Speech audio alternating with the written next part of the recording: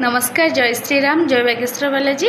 आज मुझे कमेंटर आपण मानक आंसर देवी। तो मत जड़े भौणी पचारे कि 11 दिन पर्यंत कौन मुंड धोया पड़ो नाई 11 दिन पर्यंत आमको मुंड धोया पड़ोनी।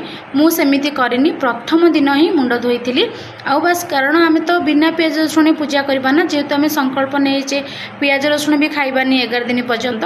तो से प्रथम दिन ही मुंड धोई थी कारण आम जब सबुदिन मुंड धोइबा आम निहाती ठंडा जर हो समस्त देह तो सामान नुहे। जदि आप चाहूँगी कि आपड़ करेंगे सबुदिन मुंड धोइबे ताले तो बहुत भल कथा सेमती किसी असुविधा ना कि जदि भी आम सबुदिन मुंड न धोई पाइले तापाई भी किसी असुविधा ना।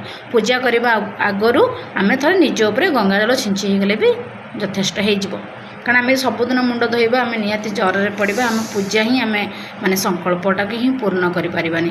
मु तो सबुदिन मुंड धोई नी किंतु मु भी कहूँ जदि आप चाहूँगी धोई पारे सबुदिन मुंड धोई पारे जदि आपणकर देह असुस्थ नुहे कि ना आपणकर किसी असुविधा ना मुंड धोई पारे कि जदि असुस्थ अच्छी कि ना गोटे दिन मुंड धोइले भी चलो जो दिन आम पूजा स्टार्ट करवा।